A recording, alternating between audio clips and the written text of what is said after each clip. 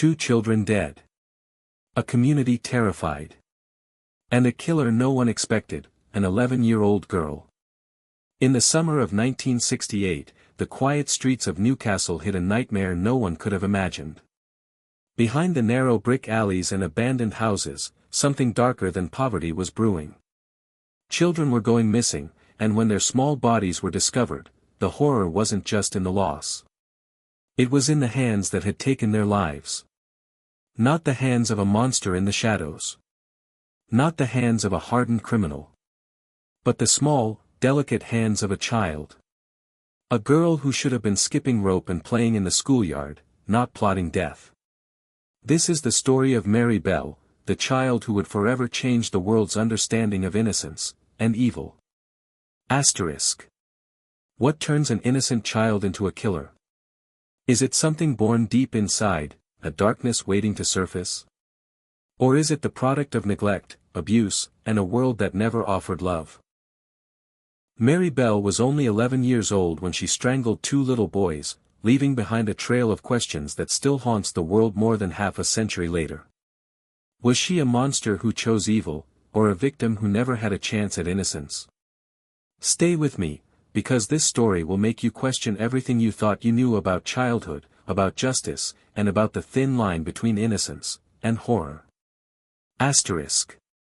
To understand Mary Bell, you have to understand the world she was born into. It was Newcastle, England, 1960s, a city caught between the decline of its proud industrial past and the harsh reality of poverty that gripped families in neighborhoods like Scotswood. Rows of soot-covered brick houses, narrow alleyways, and crumbling factories loomed over children who spent most of their days on the streets. For many kids, childhood meant scraped knees, skipping rope, and games of chase down back alleys. But for Mary, it meant something else entirely. Her life began under the shadow of pain. She was born on May 26, 1957. From the very start, those who knew her claimed she was unwanted. Her mother, Betty, was a troubled woman, said to have been involved in sex work, often absent, and deeply abusive. Rumors swirled that Betty tried to rid herself of Mary more than once when she was just a toddler. Neighbors whispered of accidents that didn't feel like accidents. Mary grew up in a home where affection was scarce, where safety was a foreign concept. Instead of being nurtured, she was allegedly exposed to neglect, drugs, and even physical abuse. And though she was just a little girl, her eyes carried the weight of someone who had already seen too much. On the outside, Mary looked like any other child in the neighborhood. Small, with dark hair and a sharp, watchful gaze. But inside, something was different. Teachers and neighbors noticed how cold she could be, how quick her temper was. She hurt animals. She lashed out at other children.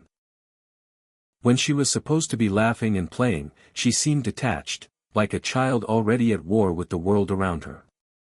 In Scotswood, people were used to roughness. But even in this rough environment, Mary stood out. There was something chilling about her. Something that made even other children uneasy. Asterisk. Mary Bell was a child shaped by neglect and cruelty. But no one, not her teachers, not her neighbors, not even her own family, could have predicted what would happen next. Because by the summer of 1968, just days before her 11th birthday, Mary's childhood would collide with tragedy. And 2 little boys would never come home. Asterisk. On May 25, 1968, just one day before Mary Bell's 11th birthday, Newcastle was thrown into shock. In a crumbling, abandoned house on St. Margaret's Road in Scotswood, the body of a little boy was discovered. His name was Martin Brown. He was just 4 years old. Martin had been missing for only a short time when local children stumbled upon him inside the derelict home. At first, they thought he was asleep. His small body was lying on the floor, pale and still. But something was wrong, terribly wrong. When adults were alerted and the police arrived, they were puzzled. There were no clear signs of injury. No blood. No struggle. Nothing that pointed to an obvious cause of death. The house was filthy, filled with broken glass and rubble, but Martin looked almost untouched, except for a few small marks. The police leaned toward a tragic explanation: an accident. Children often played in these abandoned buildings. Perhaps Martin had swallowed something poisonous. Perhaps he had fallen. It was easier to believe in misfortune than to face the possibility of something darker. But this was no accident. In the days that followed, the community of Scotswood mourned. Parents pulled their children close. They whispered about the dangers of derelict houses. Yet they didn't realize that the real danger wasn't the broken bricks or rusty nails. It was walking the streets among them, disguised in the body of a child. And Mary Bell was already relishing the chaos. In the aftermath of Martin's death, neighbors remembered Mary acting strangely. Instead of grief, she seemed excited. She bragged to classmates that she had killed a boy. Most children laughed it off as a sick joke. After all, what kind of child could do such a thing? But for Mary, it wasn't a joke. It was the beginning. Just weeks later, she would return to the scene of Martin's death, not with remorse, but with mockery. Along with her friend, Norma Bell, she broke into a nearby nursery school. On the walls, the girls scrawled taunting notes in a child's hand. Notes that said, "I murder so that I may come back." Notes that made no sense to police at the time, but would later be seen as a chilling confession. The writing was dismissed as childish vandalism. The authorities thought it was nothing more than mischief. But the truth was far more terrifying. Mary wasn't finished. Martin Brown was only the beginning. Asterisk. The community believed Martin Brown's death was a tragic accident. Police moved on. Parents breathed easier. But Mary Bell was already planning her next move. And when she struck again, the cruelty would be undeniable, and far more chilling. 2 months passed after the death of Martin Brown. The community of Scotswood had begun to move on, convincing themselves it was nothing more than a tragic accident. But Mary Bell was not done. On July 31, 1968, a 3-year-old boy named Brian Howe vanished.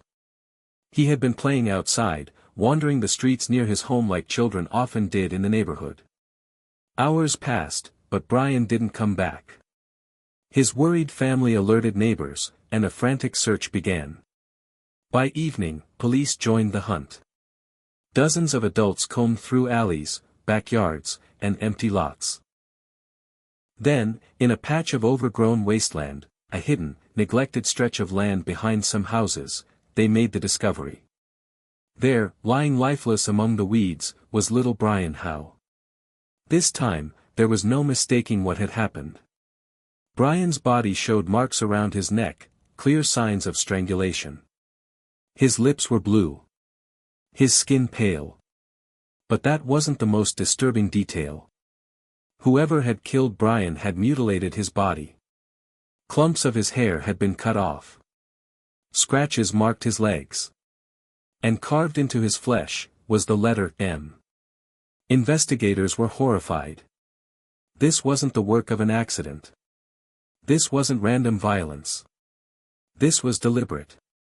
The brutality shocked everyone, but what stunned them even more was the chilling precision. It was as if the killer wanted to leave a signature, a message. At first, suspicion fell on local teenagers. The violence seemed too extreme, too intentional, to have been done by anyone younger. But the police soon noticed strange details that didn't fit. During questioning, Mary Bell inserted herself into the investigation. She followed officers, hovered around crime scenes, and constantly asked questions about how much they knew. When she spoke about Brian's death, she showed none of the sadness the other children did. Instead, she seemed curious, almost amused. Neighbors recalled her leading other children to the exact spot where Brian's body was found, even before police had publicly released the location. And during police interviews, Mary let slip information that only the killer could have known. She mentioned Brian had a pair of scissors near him, a detail never disclosed. Investigators grew suspicious. How could an 11-year-old girl know so much? As detectives pieced the puzzle together, a terrifying truth emerged. The killer wasn't an older teen. It wasn't a man lurking in the shadows. It was the same little girl who had been bragging months earlier about killing Martin Brown. Mary Bell. And with Brian Howe's murder, her darkness had grown bolder, and even more cruel. Asterisk. The murders of Martin Brown and Brian Howe shattered the illusion of innocence. The community was terrified, parents kept their children inside, and police knew they had to act fast. But how do you catch a killer when no one is willing to believe that the killer is a child? Asterisk. The discovery of Brian Howe's body sent shockwaves through Newcastle. For the second time in just over 2 months, a young child was dead, and this time, it was murder beyond any doubt. The brutality of the crime told investigators something crucial: the killer wasn't finished. Police launched a massive investigation. Officers canvassed the neighborhood, questioned every child, every parent, every passerby. But as the days passed, one name kept resurfacing: Mary Bell.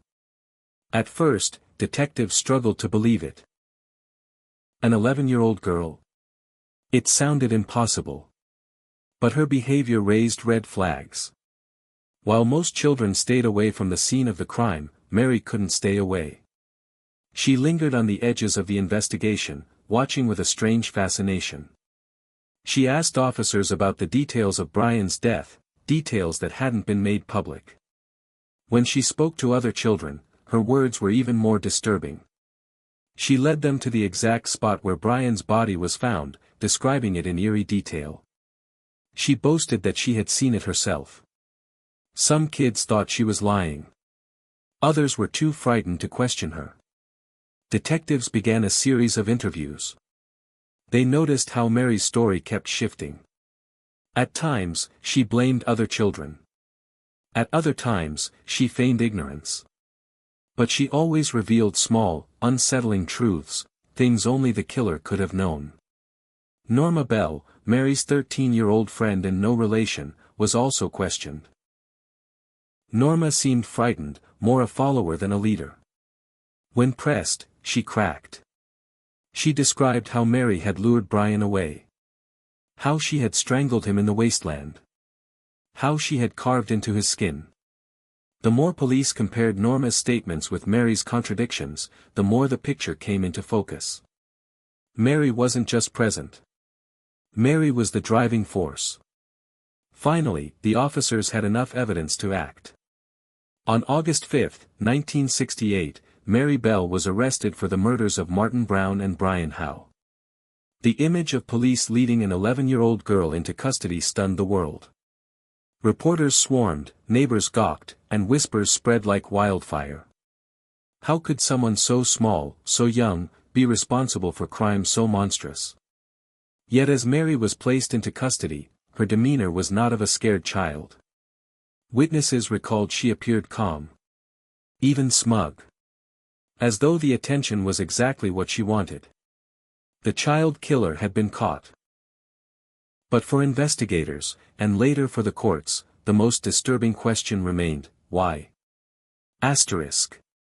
Mary Bell was just 11 years old. But now, she was facing trial for murder. And the world would soon hear every horrifying detail, directly from her own friends, her own neighbors, and the evidence she could no longer escape. In December of 1968, the small city of Newcastle became the focus of the entire nation. The trial of Mary Bell, the 11-year-old girl accused of murdering 2 boys, was about to begin. The courthouse was packed. Reporters filled every seat, pencils scratching furiously as they tried to capture every detail of what was being called the most shocking trial in British history. Spectators craned their necks, eager for a glimpse of the accused child. And when Mary Bell walked into the courtroom, whispers rippled through the crowd. She was tiny, dressed neatly, her dark hair framing a face that looked far too young to be connected with murder. To some, she looked like a schoolgirl who had wandered into the wrong place. But to others, her eyes told a different story, sharp, unblinking, almost calculating. The charges were read aloud, the murders of 4-year-old Martin Brown and 3-year-old Brian Howe. Mary Bell sat quietly, expressionless. Beside her was her friend, 13-year-old Norma Bell, who was also charged but described by prosecutors as more of a follower. Over the next 9 days, the courtroom was flooded with disturbing testimony. Witnesses described Mary's strange, violent tendencies even before the murders, her cruelty toward animals, her explosive temper, and her unnerving games with other children. Teachers recalled her chilling outbursts. Neighbors remembered her coldness. Then came Norma's testimony. With a trembling voice, Norma recounted how Mary had lured Brian Howe away that July afternoon. How Mary had wrapped her small hands around Brian's neck. How she seemed to enjoy it. Norma described details too exact to dismiss. The courtroom sat in stunned silence as the words sank in. The prosecution painted Mary as manipulative, dangerous, and entirely aware of what she was doing. They highlighted the chilling notes left after Martin Brown's death. They pointed to the letter carved into Brian Howe's flesh. This was no accident. This was intent. Mary's defense, however, argued something very different. They painted her as a victim, a child who had never known love, who had grown up in an environment of abuse and neglect. Her violent actions, they claimed, were not born of pure evil, but of a broken mind. Psychiatrists were called. Their testimonies shocked the court. One described Mary as displaying classic signs of psychopathy, cold, detached, lacking empathy. Another spoke of her manipulative behavior, her need for control. But there was no single consensus. Was Mary Bell truly a child psychopath? Or was she the tragic result of a childhood steeped in cruelty? As the trial progressed, the contrast between the horror of the crimes and Mary's appearance became more unsettling. When gruesome details were read aloud, Mary showed little reaction. At times, she even smiled faintly, as if amused by the spectacle. Reporters captured every moment, and the public devoured the headlines. Britain was divided. Some saw Mary as a monster beyond saving. Others saw her as a broken child who had been failed by every adult in her life. On December 17, 1968, the jury delivered their verdict. Mary Bell was found guilty, not of murder, but of manslaughter on the grounds of diminished responsibility. Norma Bell, meanwhile, was acquitted. The judge sentenced Mary to be detained at Her Majesty's pleasure, an indefinite sentence that meant she could be held as long as the authorities deemed necessary. As Mary was led away, the courtroom was left reeling. An 11-year-old girl had killed 2 children. And now, the question wasn't just what punishment she deserved, but whether she could ever be rehabilitated. The child killer was behind bars. But the shadow of her crimes would haunt Britain for decades to come. Asterisk. Mary Bell was locked away. But unlike most child killers, this would not be the end of her story. In fact, her life beyond prison would be just as controversial, and just as haunting, as the crimes that put her there. When the heavy prison doors closed behind Mary Bell in 1968, the world breathed a sigh of relief. The child killer had been taken out of society. But her story was far from over. Mary's sentence, detention at Her Majesty's pleasure, meant there was no fixed release date. She would be held until the authorities believed she was no longer a danger.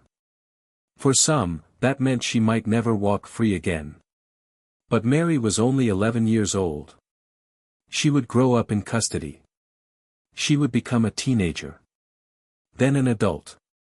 And all the while, the world would watch with unease. Her time in institutions was turbulent. Mary was moved between secure children's homes and later prisons. Staff described her as manipulative, often seeking control over other children. Some psychologists argued she had the traits of a classic sociopath. Others insisted she was a victim of a childhood scarred by neglect, poverty, and abuse. Reports of Mary's behavior varied. At times she appeared cooperative, even remorseful. At other times, she displayed chilling detachment, as if she had never truly grasped the enormity of what she had done. Staff who worked with her later admitted they were never sure if she was rehabilitated, or simply pretending to be. Years passed. By the late 1970s, Mary had grown into a young woman. She was transferred to adult facilities, and her case remained under quiet review. But the public never forgot her name. For the parents of Martin Brown and Brian Howe, the thought of Mary Bell living a life beyond bars was unthinkable. And yet, in 1980, just 12 years after her conviction, Mary was released. She was 23 years old. Her freedom came with strict conditions. She was granted a new identity, a chance to disappear into society. But the decision enraged the public. Headlines exploded with outrage, "Killer child free again." Protests erupted from those who believed justice had not been served. How could someone who had strangled 2 innocent boys walk free before reaching middle age? Mary herself seemed to crave obscurity, yet the media's hunger for her story never faded. Every rumor of her whereabouts sparked renewed anger. She tried to build a life.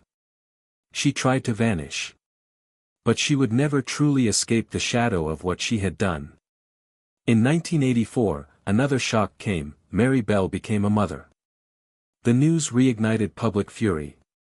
Many believed she did not deserve the chance to raise a child when she had taken children's lives. Paparazzi hunted her. Reporters dug relentlessly for her location. The government eventually took an extraordinary step. In 2003, Mary Bell and her daughter were granted lifelong anonymity by the High Court, protected under what is known as a Mary Bell Order. Their new identities remained secret, hidden by law. But secrecy only fueled speculation.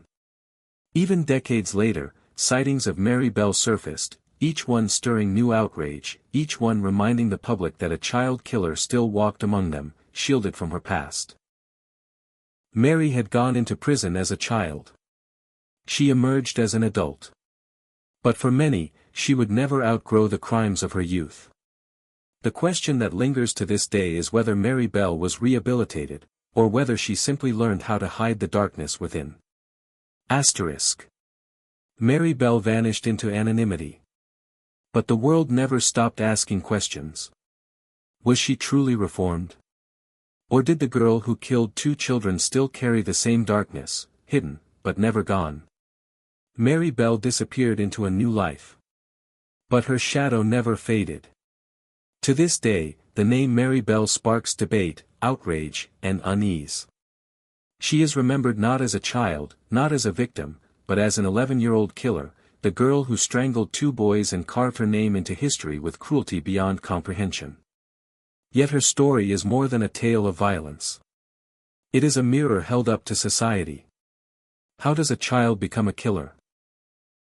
Was Mary born with darkness in her soul, or was she shaped by the neglect, abuse, and chaos that defined her childhood? Some experts argue that Mary was a child crying out for help long before the murders, failed by every adult around her. Others insist she was a budding psychopath, incapable of remorse, destined to harm. Her anonymity protects her now, but her crimes remain public property. Every documentary, every article, every whispered rumor reopens wounds for the families of Martin Brown and Brian Howe. Their children never grew up. Their voices were silenced forever. Mary Bell, however, was given a second chance. And that is where the deepest unease lies. She became a mother, something her victims never had the chance to become. She was allowed to walk in freedom, while their parents live with loss that can never be undone. Was justice truly served? Or did the system fail? Not only Martin and Brian, but also Mary herself, a child shaped by abuse into a child who inflicted it on others. Mary Bell forces us to confront an unbearable truth: evil is not always a stranger lurking in the dark. Sometimes, it wears the face of a child. And now, as you listen to this story, ask yourself.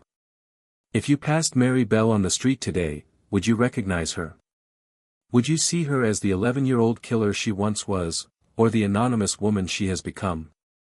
And more chilling still, Could another Mary Bell be out there right now, unnoticed, until it's too late? Asterisk. So what do you think? Was Mary Bell born evil, or was she made that way? Let me know your thoughts in the comments below. And if this story unsettled you, make sure to watch our next case, where innocence and evil collide once again. Because sometimes, the scariest monsters are the ones you least expect.